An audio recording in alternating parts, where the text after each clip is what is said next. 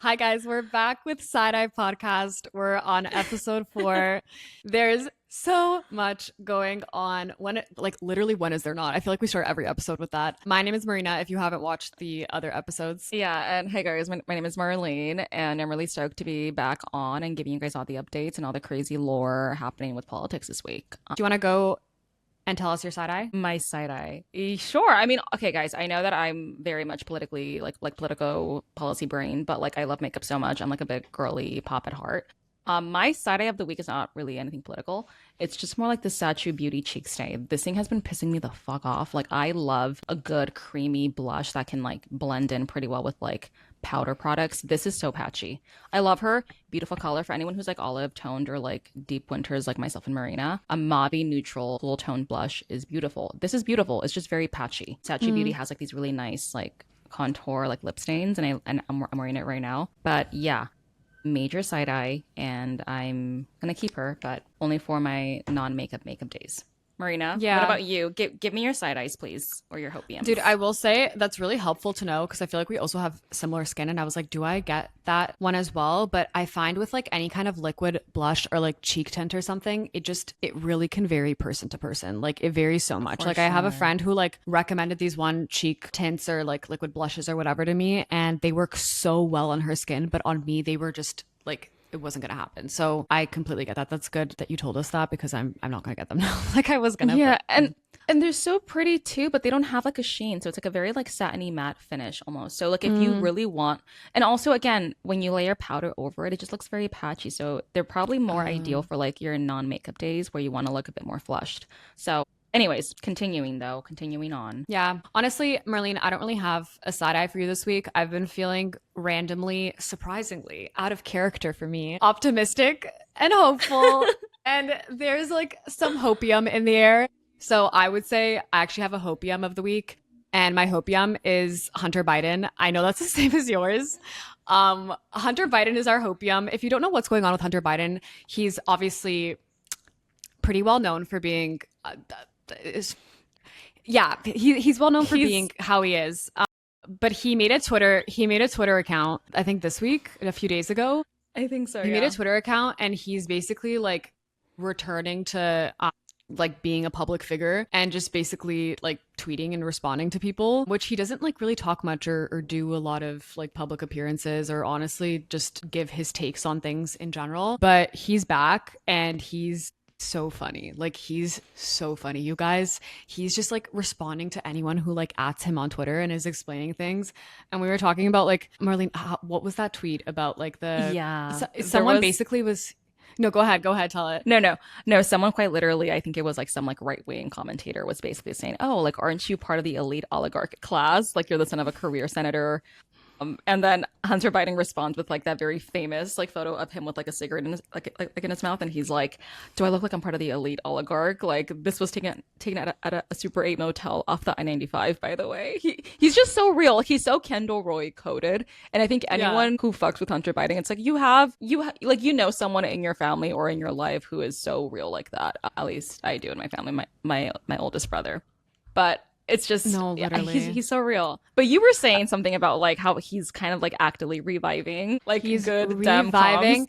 No, I was like, I feel like the Democratic corporate establishment media headlines next week are literally going to be, and I posted this on my Instagram story, like they're going to be, is Hunter Biden making the Democratic Party cool again? Is Hunter Yeah. Biden the Pete Hegseth of the left? Because that's literally what he gives, except a lot smarter than Pete Hegseth. I will give it to him. But more than that, what's interesting, and I feel like the prediction from us on this show is that the Democratic Party's image and their comms is so bad. Like as we all know, we've like rehashed and beat this dead horse like a million times. And they really need a revival. And I feel like not that Hunter Biden is like the savior, but like I think that vibe and that energy is what people are really looking for from the Democratic Party. So I don't know if he's gonna, be a little 2028 contender. He's trying to get his foot in the door. I don't know what the situation is there, but I feel like you should pay attention to it. Pay attention to what Hunter Biden does in the next little while. That's my No. No, and I also do have like a really weird like soft spot in my heart for Hunter Biden because if you have ever had any kind of sibling or family member who's dealt with addiction, I very, very like vividly remember that voicemail that was leaked of President Biden, I think Yeah. speaking to like Hunter Biden, and a lot of like the right wing media ecosystem was trying to use it as like a gotcha moment, like, oh, see, like how dare a sitting president have a son who's struggling with real life issues like addiction, and you saw how compassionate Biden's response was to his son in that voicemail. And honestly, I mean, ever since then, I'm like, oh, okay, like you get it, like you get real life Yeah. shit. For anyone who's ever had a sibling in the trenches, I've had multiple siblings who struggle with addiction. For me, it's like you get it, and that's why Hunter Biden, you're real as fuck. Like him and his like, I'm sorry, him in that photo with like the cigarette in his like. It's just so funny. It's so funny, but it's so real. But yeah, but I'm sure people like Neera Tanden and all these corporate Dems are like losing their shit about ever just being associated with anything like anything like that. But I think it's just Well, I think it's they're just just really gonna keep losing forever if they care about that. please, please. But okay, we can go ahead and then just like shift gears. I just want to say before we shift gears really quick, I haven't heard Neera Yeah. Tanden's name in a hot minute, and I swear I literally just got goosebumps. I was like, oh my Oh God. God. I forgot about It's her for a like hot minute. Yeah. bro, same here. I feel like I erased my X account years ago, but I just remade one just to like keep an eye on stuff happening with like LA politics. My fucking God. Fuck Neera Tanden. I'm sorry. Like I'm here for Neera Tanden slander. That's all I will say. Yeah, no, she's like she and Debbie Wasserman Schultz, Debbie Wasserman Schultz Wasserman are Schultz, like yeah. Wasserman. I can't. It's like the S's and the H's that I can't. I have a hard time No, with. no worries. Jack Schlossberg Gate. I can't do the Oh S's and the God. H's. But anyway, them two, I'm like, I literally can't with you guys. Like, you're just anyone who wants to talk shit is welcome to. But yeah. Anyway, we can move on to our first little bit of updates. We have so much to talk about. We have the California primaries to talk about. Oh We wait, no. have No, none of this. No, I'm just talking to myself. Sorry. No, because you were like California primaries. I was like, wait, no, we're not gonna be doing Wait. this. Dude, I literally was like, wait, are we not talking about that anymore? No, that's so funny. I'm dying. Okay, good to know. Anyway, so California primaries, not that. ICE in New Jersey. And then we have a lot of updates from inside the White House on national security, which is like, by the way, I called the White House Mordor the other day to someone and they didn't know what I meant. So I like exclusively refer to the White House as Mordor. I'm like, updates from Mordor, which if you're not That's a raging so nerd, funny. that's like the evil little the evil eye. place, the Wait. eye in Lord of the Rings, like the evil. Yeah. Anyway, that's how I refer to the White House. It's literally Mordor. Like I don't care. But anyway, if you hear me saying that, that's what I'm talking about is the White House. On we go. That is so funny. Okay, so I think we'll start off with the national security parts. There's quite a few updates on national security. Obviously, there's the war in Iran. There's Israel's attacks on Lebanon, that conflict happening. But what's really, really, really interesting in the midst of all of this is something we didn't get a chance to touch on last week, but is actually very, very relevant this week as well, which is that the current director of national intelligence, Tulsi Gabbard, who may be a familiar name to some people, she ran for president in 2016 to be the Democratic nominee. Her entire angle, the Democratic nominee, but she's in Trump's administration. Her entire angle was being anti-war. The US shouldn't get itself involved in all these conflicts around the world, shouldn't be policing the planet, all that stuff. And Trump made her his director of national intelligence. The director of national intelligence oversees, I believe, 18 intelligence agencies within the US.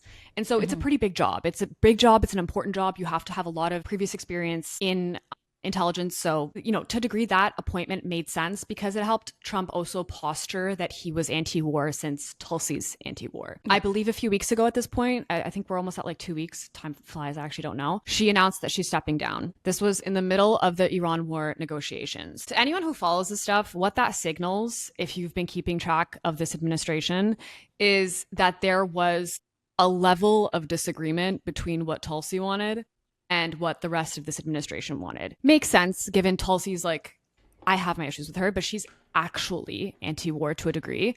And as we know, and as a lot of leftists have talked about way before Trump was elected and for Trump too, for his second term, is that this guy's not anti-war, as we've clearly seen. So there must have been some level of disagreement. She was pushed out as it happens because the most important thing to Trump in the entire world is loyalty. Sorry, not loyalty. That's an understatement. Let's go with fealty. What's so fascinating that happened this week, and follow me on this, okay? Because this is like my Roman Empire right now. It's really crazy. Tulsi resigns. Trump has to appoint a new director Director of National Intelligence. Who does he appoint? A man named Bill Pulte. Bill Pulte, you must assume, has some kind of experience, some kind of previous work that he's done in this field. No, Bill Pulte has Insane. literally zero, no guys, zero experience in any kind of field related to national security, national intelligence, any of that.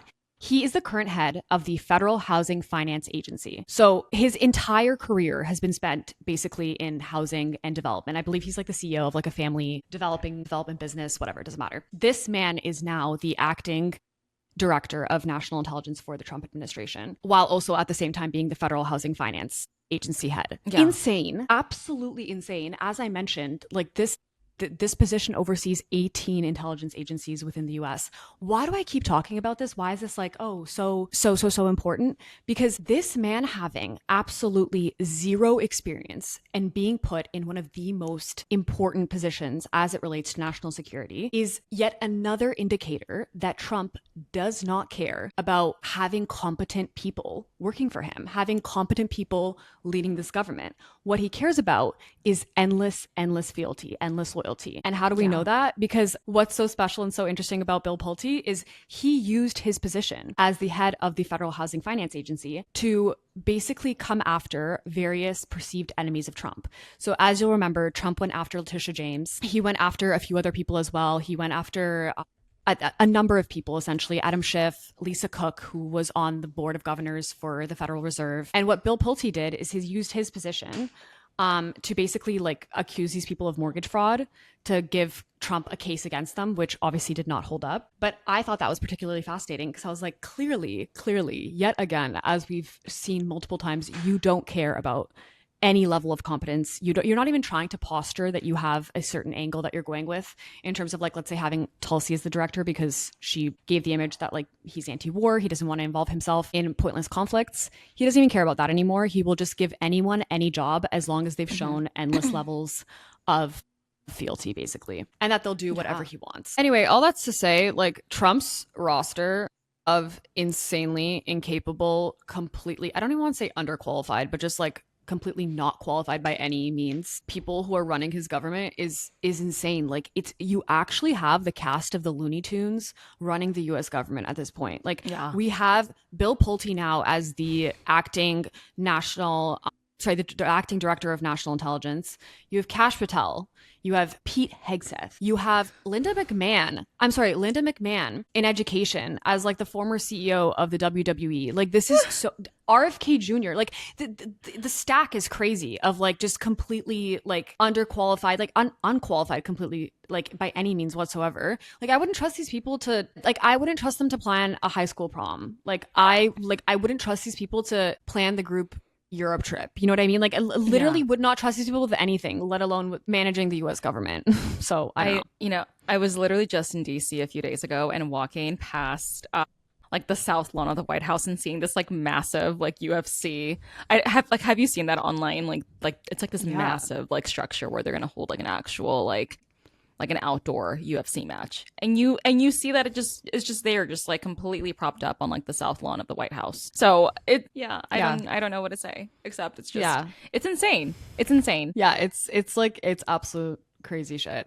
Like I said, particularly in the middle of this entire, like, a very, very, very shaky situation with Iran, which, just to touch on for a second, I know this made a lot of headlines this week because of the Trump Netanyahu alleged beef. I don't know how much of it is PR to calm the US population down a little bit, both MAGA and whoever else votes for him. In terms of, obviously, it's deeply unpopular for Trump to support Israel, like, with basic, like, everything that they're doing when it comes to Gaza, of course, but also in Lebanon. But it's also a big problem when the entire ceasefire or like the end of hostilities between the US and Iran rides on Israel not attacking Lebanon any further and that war ending. And when you have like the stakes being that high and that being the very determining, like more or less so the determining factor as to whether Iran understands if they can trust the United States with this ceasefire. And then you have Benjamin Netanyahu turning around and ordering the evacuation of 800,000 people out of Lebanon, in Beirut specifically, the capital. That's crazy. Like, that man does not care about the ceasefire. He wants it to end. Basically, he wants the return of war with Iran, but that's not what Trump wants. So it's really, really fascinating watching that go on. And of course, people all freaked out this week because Trump had a phone call with Netanyahu where he called him, crazy and like, how could you go ahead and or like try to attack Beirut, and Netanyahu backed down from attacking Beirut. But that's kind of like the context around that, because it's a very, very shaky ceasefire, and it does entirely more or less so right now. As much as they're saying it rides on nuclear weapons, it rides mostly on whether Israel stops its war with Lebanon and stops attacking Lebanon for basically no reason. Yeah. So yeah, that's kind of the Iran war update. It's just amazing, like amazing to me that they are appointing Bill Pulte, the director of national intelligence, while all this is going down. It's like you want to set yourself up for pathetic failure, but that just goes to Yeah. show how much they really care. So Yeah. And I think also just like the ceasefire is very, very fragile, right? It's like it's basically yeah, just yeah. There was like you it's can't called even like call it a ceasefire. like what is it called, like a memorandum of something, or I forget Yeah, what they they did had a they did mentioned. a memorandum of understanding, which is just like a we are kind of in a ceasefire, but not officially because it's so shaky and it could be broken at any moment. So That's insane.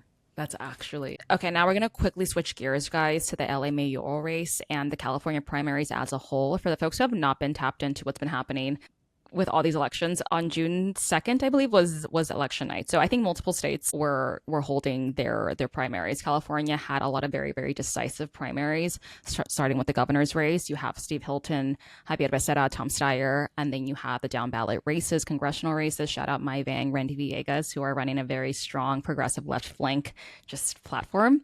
But also in my hometown here in the city of LA, we have the mayoral race, which has not been called. Okay, yeah, Marina, I don't know what you've seen online, but I think a lot of people are assuming that the California election ends the day of the election. No, California has one of the most secure voting ballot systems in the entire country. So votes are still being counted, and they will continue to be counted until the races are called, which can be anywhere from next week to the next few weeks. And so I think there's been a lot of disinformation, misinformation that I've personally been seeing when it comes to all of these races. And so for the folks who want to go say that Tom Steyer is not going to advance or that Nithya Ram is not going to advance, hold your breath, because a lot's been happening, and I think it's just really interesting. I don't know if folks have been keeping up with what's happening, but there are literal like federal agents at the behest of this administration of Trump being sent to LA to basically observe, be like election observers, and basically trying to figure out if votes are being if they're being tampered with. So it's kind of really crazy right now. And Spencer Pratt, you guys, MAGA Republican. He's been trying to really like distance himself from that entire image, but no, he literally is full blown MAGA, and he's losing votes by the day. Yesterday was June 5th. So that ballot drop was wild because it quite literally cut his lead for the mayoral race in half. So Nithya Raman is quite literally catching up. For the folks who are not aware of how votes are processed in California, Marina, are you aware, by the way?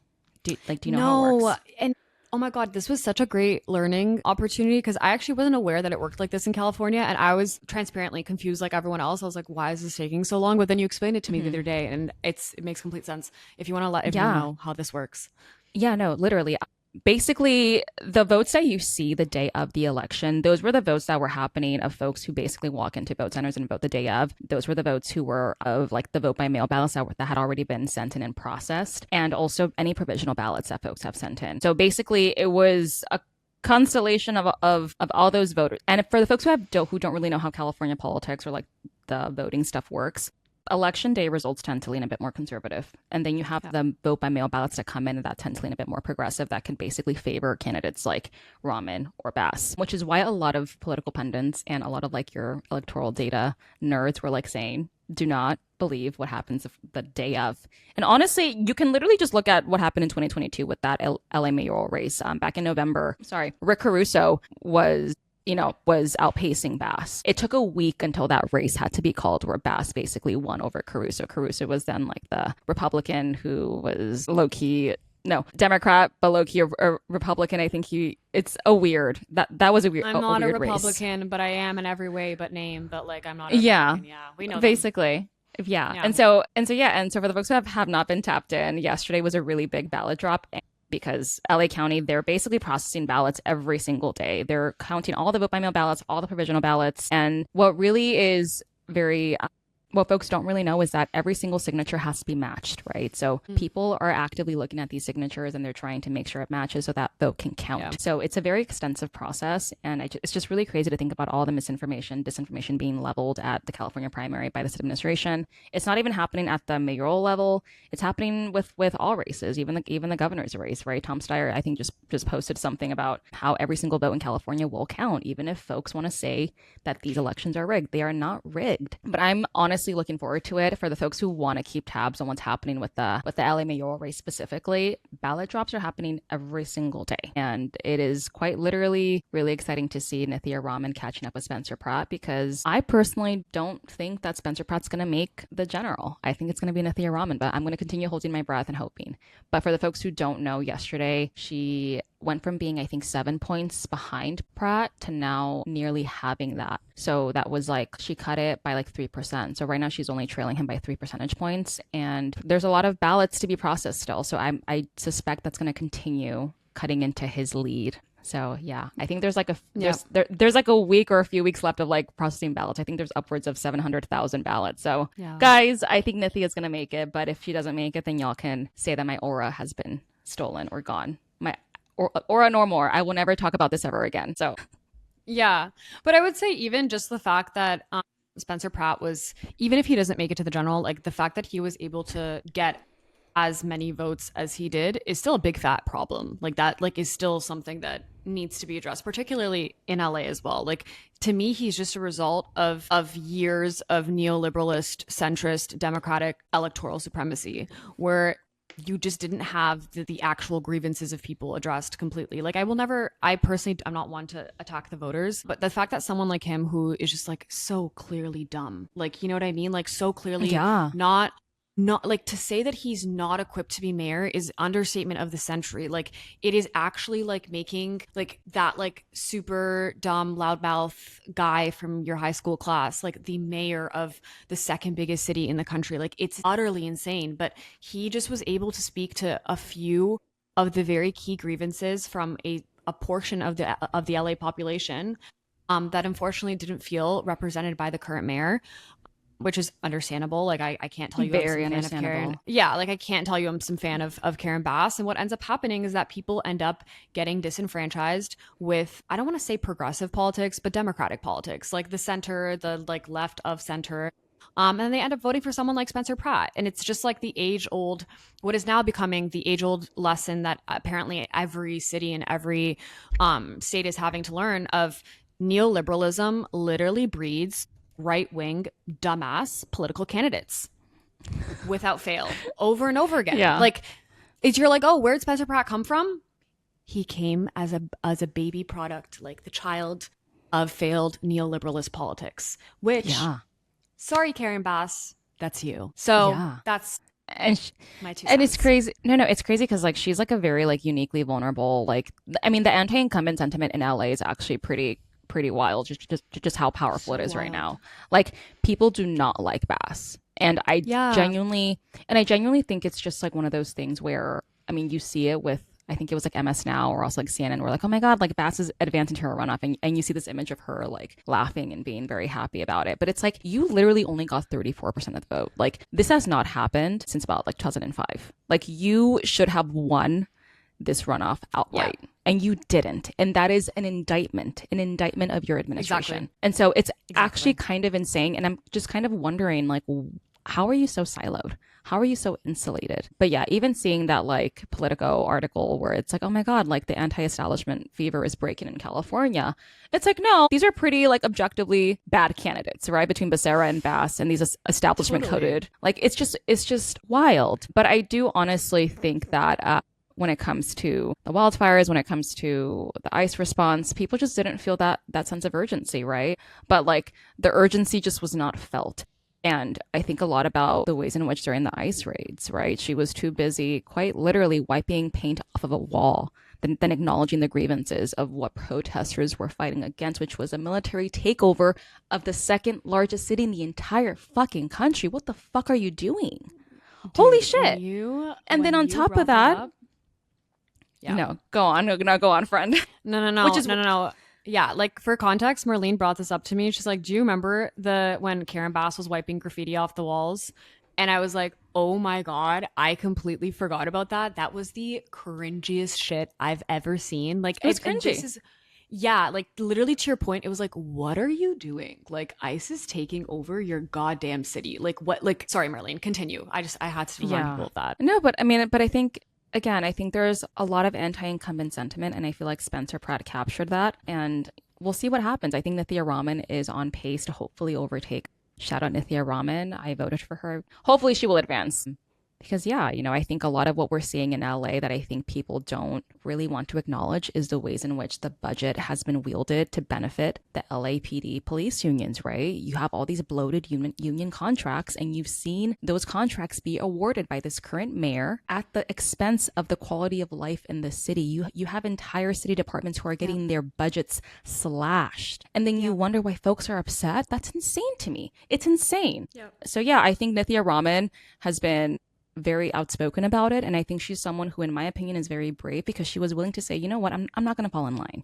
I'm not going to just sit here and pretend like these things are not happening.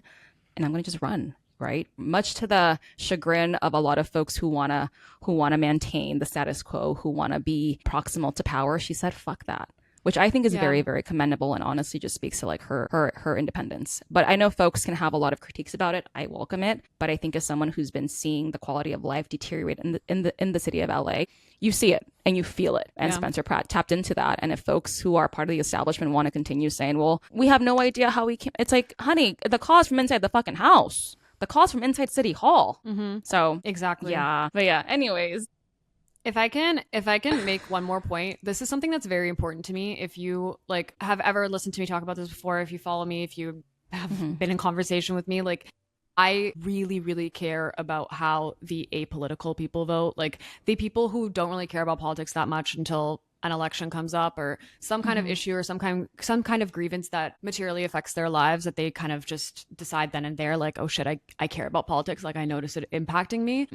I care a lot about how they vote because I think the vast majority of people are not huge political nerds. Like they're not turning on the news every morning at 8 a.m. the way that we are. Like they're Mhm. not putting the news on at 8 a.m. and scrolling to see what happened. Like most people don't really care that often. So their political acumen is not that strong. So that's to say, the reason that I'm bringing this up is there are plenty of people in LA who don't really follow politics that much or not that political. And when this election came along, they associate like who they associate people by their overall vibes and kind of how they project themselves to be morally as candidates. So like I have friends in LA that literally said to me, well, like, oh, well, Karen Bass and Nithya, like they're everything that's wrong with the city. Like they're the corrupt, they're the this, they're the that. And I'm like, why are you grouping Nithya with Karen Bass? Like they literally like no, like Yeah. Nithya broke from Karen Bass for a reason. Like they are not the same type of candidate. They are not the same, like this whole like idea of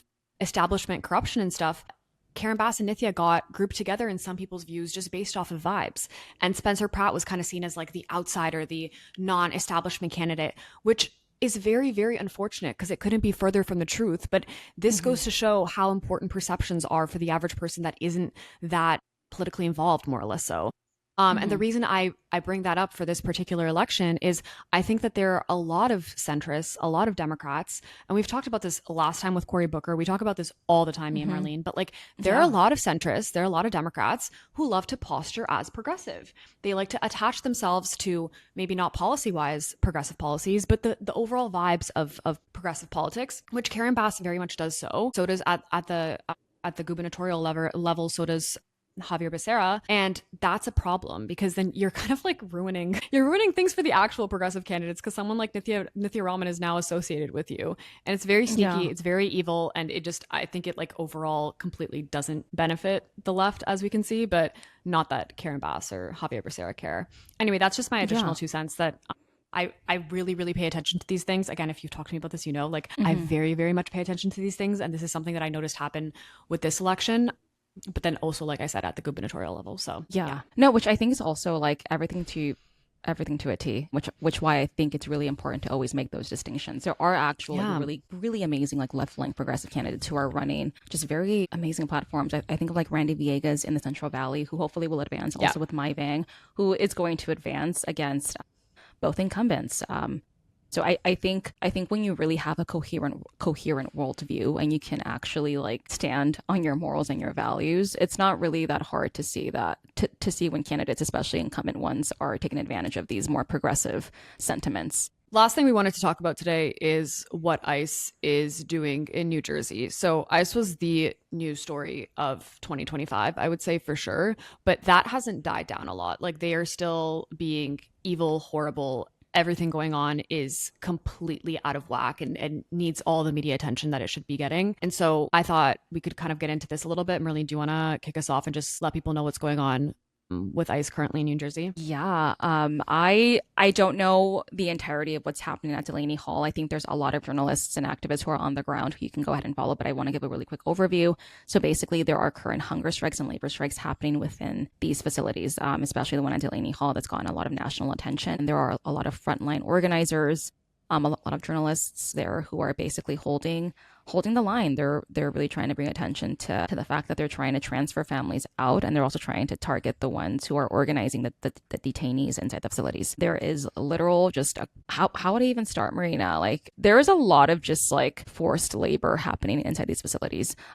There's also just lack of adequate medical care, lack of actual quality food. Like you hear reports about maggots being served in the food given to these detainees. Like it's actually pretty horrific, the conditions that in which they have to exist in. I was even reading a report about how some of the detainees are basically forced into solitary confinement until they accept like voluntary work. They're not being paid for this work, mind you guys. It's actually pretty horrific conditions in which they're being held. And honestly, it's exploitative, period. Yeah. And what I find like heartening is knowing that there are detainees who are inside who are organizing any of the other folks who are also detained, and they're just really trying to have their core demands be met.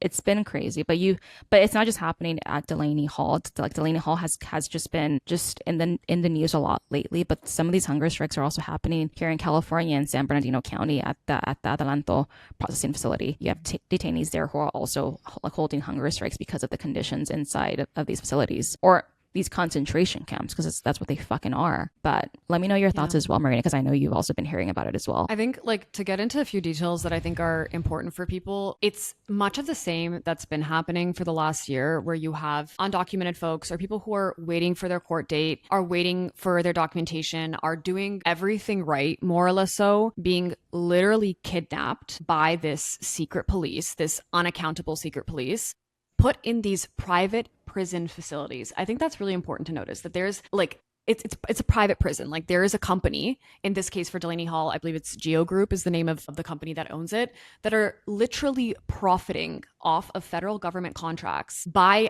how like keeping these detainees within the facility. At the same time, Marlene, as you mentioned, there's labor strikes. Why? Because if you're kidnapped by ICE and put into one of these facilities, you're forced to work. You're forced to do the cooking, the janitorial work, because apparently this private prison can't hire their own janitorial staff and kitchen staff and whatnot. So a lot of these detainees are doing labor strikes, hunger strikes, all of which makes complete sense. But it's utterly insane what this government is doing still to this day. Yeah. I think the other thing to note is that, particularly in Delaney Hall, the reason it's been in the news so much is because of the utter chaos outside. Like, of course, you have the protesters protesting against the ICE facility itself, but you also have counter protesters like on the right. Like, I believe at Delaney Hall, the Proud Boys were there. Pro ICE protests are happening at the same time. And then the last thing that I think is really important for people to notice is Mickey Sherrill, who is the governor of New Jersey, literally called the state troopers to go to the protests outside of Delaney Hall. Like she called the cops on her own. Not just the cops, like they're a lot more, I believe they're like much higher trained than the cops, on her own voters. Like that to me is like, I don't know what level of out of touch you need to be to make a decision like that. Obviously a vastly inappropriate and unpopular decision, because then the mayor of Newark, which I believe Delaney Hall falls within Newark, like the city in New Jersey, the mayor of New York basically said, and I quote, I think I have it here somewhere, that the city would not spend local taxpayer money on sending like the police to police these protesters because the budget is already strapped to, and they're not going to try and safeguard privately owned facilities and put Mm-hmm. their own officers at risk, which I was like, people were celebrating that. Of course, centrist Democrats were like, oh my God, on Twitter, good for him for not doing Yeah. that. But I feel like that's like the baseline position, like that, like under no circumstances should you be sending law enforcement on your own voters, on your own citizens who are protesting this Yeah. illegal secret police that is completely unaccountable to anyone. So that's some of my thoughts on that. But It's just like the gaslighting of it, like the gaslighting yeah, of basically having these, like from my understanding when I was speaking to one of my friends who was actually like there, when you have the troops there as a way to kind of like, I don't know, like what's the term that they use is just like keep the peace, but then they're actively yeah, going after protesters and like doing flashbangs and tear gassing protesters. Like, what are you enabling there? Like, what are you doing? There's a literal concentration camp that you're that's just right there, and you have detainees being treated in the most horrific of ways. yeah, But yeah, it's pretty fucking wild. But honestly, that gaslighting is just like it's so expected at this point from these people. It's kind of, I don't even know what to say. But yeah, yeah. yep. And I would agree. and I I would. Sorry, go ahead. no, no, no. Finish your thought. Sorry, I just interrupted you. No, no, you're good. I was just going to add on to say, like, there's no situation in which any kind of either a state level a law enforcement or municipal level law enforcement is brought against protesters to keep the peace where they don't end up being aggressive in some degree to the protesters. Like the idea that that any kind of law enforcement that's brought to a protest is meant to keep the protesters safe is just hilarious. Like I can't recall any time that it's ever played out like that, particularly not with how these ICE protests have been going. So just wanted to flag that. Like it is a fuck ton of gaslighting, as you said. Mm-hmm. Absolutely. And on that same note, though, I do want to go ahead and just bring more awareness to, again, what's happening at the Adelanto facility. I know I like briefly mentioned it earlier, but I think that's also like been a really, really big flashpoint for a lot of activism here on the West Coast. I know this past weekend on May 31st, I think there was like an actual like sit-in in downtown LA near the federal building in solidarity with the strikers at Adelanto. So there's a lot happening on this side of the coast as well, and I think folks should be aware that there is active hunger strikes, active I think labor strikes as well, and there's even like a state bill, I forget what it's called, the Masuma Khan Act. It's being right now it's right now in the state legislature, but it's going to hopefully try and address loopholes that these facilities are basically saying. I mean, they have some of the most inadequate like care for these detainees, which is not surprising considering that these are literal concentration camps. But I mean, folks are trying to fight this at the legislative level as well. So I think it's called the Masuma Khan Justice Act. So, but yeah, it's gonna just basically, it's called SB 995. It would basically help address the conditions by strengthening the state's authority to inspect these detention facilities, impose fines for violations, or even suspend the operation of these facilities altogether. So there are legislative loopholes that are currently making their way through the state legislature here in California. And I'm curious to know if like New Jersey or any other states are going to like follow suit. Because guys, it's called what, Geo Group, Civic, whatever. These are evil motherfuckers. These are evil operators. Yeah. But yeah, we need more just like protections and more oversight of these facilities. But again, like they're federally operated.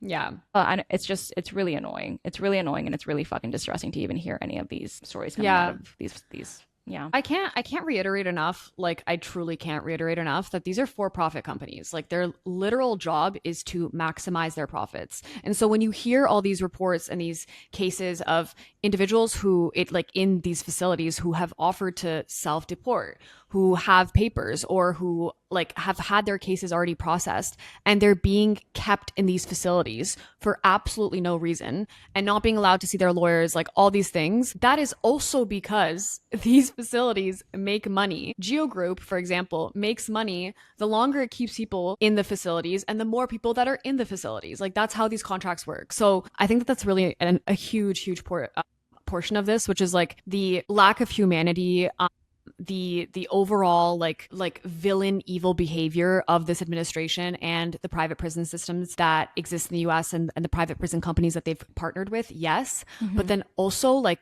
when you couple that with like the evil aspect of doing it all to make like maximize profit, mind blowing, like truly mind blowing to me.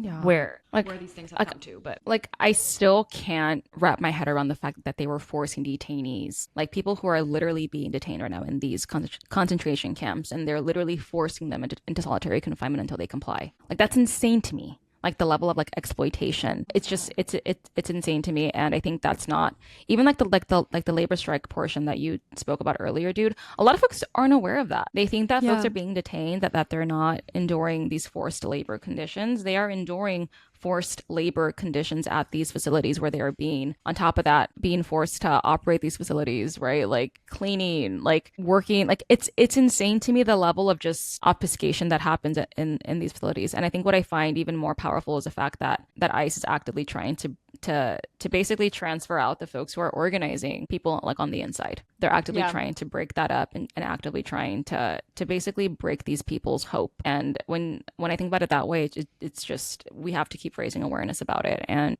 yeah. Agreed. It's also crazy yeah, because like again, I feel like we can't reiterate this enough. We literally cannot. Like these are also people with no previous criminal records.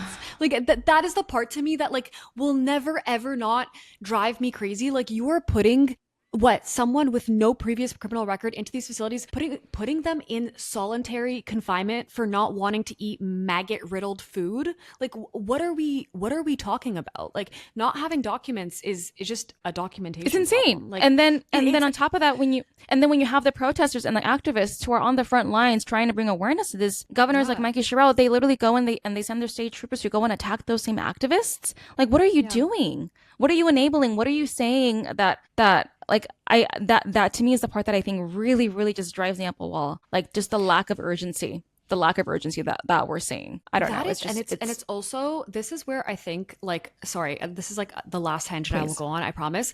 The thing that centrists don't understand, the thing that centrists like Governor Sherrill don't understand, that there is no justified middle ground when it comes to how you treat protesters at these ICE detention facilities. In general, there's no middle ground. So it is either you are backing up the Trump administration by sending in law enforcement to basically like keep these protesters in check, or you are on the side of the protesters. There's no like, oh, we sent law enforcement in and they're like keeping protesters safe, they're keeping everyone safe, but they're actually attacking them. And so then we now have bad PR and have to call them back and all this stuff. No, like if you are sending in state troopers to basically police the protesters, you are backing up and supporting the Trump administration. You are enabling Mm-hmm. the very evil things that they're doing.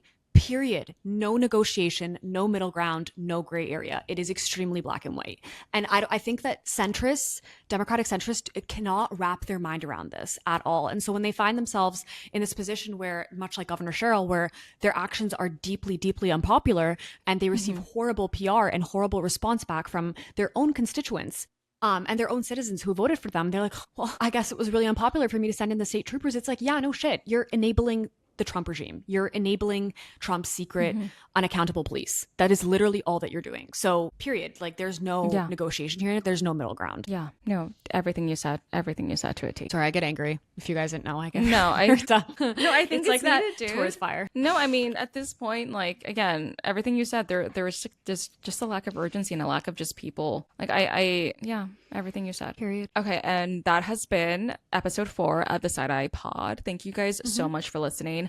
If you guys have any questions or would like for other topics to be covered next week, we do have an Instagram page. So go ahead and follow Side Eye Podcast. So And DM us. please I would DM say us. also, like, huge FYI, we always, like, we actually both always get asked for our lip combos.